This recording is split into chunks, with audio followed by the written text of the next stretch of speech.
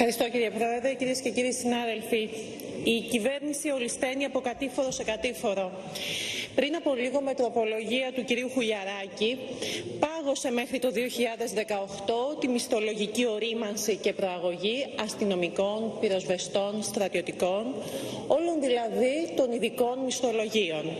Και ενώ για 2 μέρες τουλάχιστον διατυμπανίζεται ότι δεν πρόκειται να προβείτε σε καμία μείωση μισθού, ειδού λοιπόν με υπογραφή τροπολογίας η μείωση μισθών των ειδικών μισθολογίων. Εν τω μεταξύ στίβετε τους οικονομικά πιο αδύναμους, αφού τους πήρατε το ΕΚΑΣ, κατηγορώντας τους από πάνω και για φοροφυγάδες, και πουλάτε τα πάντα. Και υποθηκεύετε συλλήβδιν και χωρίς κριτήρια την εθνική περιουσία. Ποιος? Το κόμμα που κατηγορούσε τη Νέα Δημοκρατία για εθνική προδοσία επειδή αποκρατικοποιούσε τα 14 περιφερειακά αεροδρόμια. Και τώρα το ίδιο κόμμα, εσείς που κλείνατε τους δρόμους, ανεβαίνατε στα κάγκελα, που μιλούσατε για ξεπούλημα των ασημικών με εθνική υπερηφάνεια, τα βάζετε όλα στο πανέρι και τα πουλάτε όσο. Και αν το κύμα των αποκρατικοποιήσεων έχει πνίξει όλες τις ιδεολειψίες σας, το κύμα των φόρων έχει πνίξει όλη τη χώρα. Μειώσατε το αφορολόγητο, αυξήσατε τη φορολόγηση των ενοικίων και τώρα αυξάνετε τον έμφυα, αυτόν που θα καταργούσατε βεβαίως, σε οικόπεδα, επιχειρήσεις, αγροτεμάχια.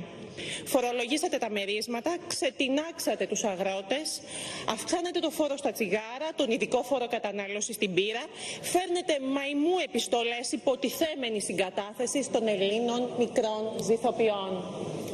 Κύριε Πρόεδρε, πάντως σας ακούω και εξοντώσατε το κρασί, εξοντώνετε τώρα και την ελληνική μικρή ζηθοποιία.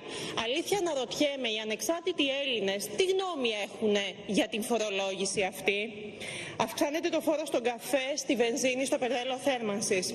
Και αν υπάρχει ένας κλάδος της οικονομίας που σήμερα αμφεί, συνεισφέρει τα μέγιστα στο ΑΕΠ, σε θέσεις εργασίας, ακόμη και σε αυτά τα δύσκολα χρόνια της βαθιάς κρίσης και της νέας ύφεσης, ο τουρισμός, αποφασίζετε και τον πυροβολείτε συνειδητά από αριστερή ιδεολειψία. Γιατί μισείτε ό,τι ιδιωτικό, ό,τι παραγωγικό. Αυτούς που δουλεύουν νυχθημερών, ρισκάροντας κόπο και κεφάλαια για να σας φέρνουν έσοδα και φόρους. Η φοροκτόνος πολιτική σας για τον τουρισμό προκαλεί ήδη τη συνολική κατακραυγή αλλά και την απελπισία του κλάδου. Όχι μόνο ορθώσατε αρχικά εμπόδια και επιβαρύνσεις όπως ο υπερδιπλασιασμός του ΦΠΑ, η αύξηση του ΦΠΑ στην εστίαση, η κατάργηση των μειωμένων συντελεστών ήδη σε 6 νησιά. Έρχεστε τώρα ξεδιάντροπα να ολοκληρώσετε το έργο της ισοπαίδωσής του.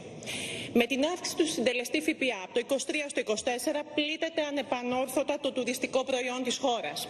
Επιβαρύνεται καταλυτικά το τουριστικό πακέτο που ειδικά για φέτος το έχουν ήδη πουλήσει οι ξενοδόχοι μας, αλλά βεβαίως και το καλάθι του τουρίστα με τις ανατιμήσεις σε προϊόντα και υπηρεσίες ευρείας κατανάλωσης. Καθιστάτε τον ελληνικό τουρισμό εκτός ανταγωνισμού. Καταργείτε την εξαίρεση συμπληρωματικού έμφυα για τα ιδιοχρησιμοποιούμενα παραγωγικά κίνητα των επιχειρήσεων, επιβαρύνοντας έτσι μέχρι ασφυξία στην ελληνική ξενοδοχεία.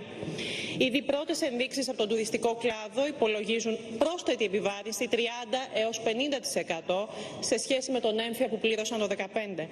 Μια παράλογη επιβάρυνση των εργαλείων παραγωγής, των μέσων παραγωγής των ξενοδοχειακών επιχειρήσεων, που θα έχει ολέθριες συνέπειες για τις επιχειρήσεις, για την απασχόληση, για τα έσοδα του κράτους, αφού θα οδηγήσει ουσιαστικά στην κατάρρευση της ραχοκοκαλιάς του τουρισμού.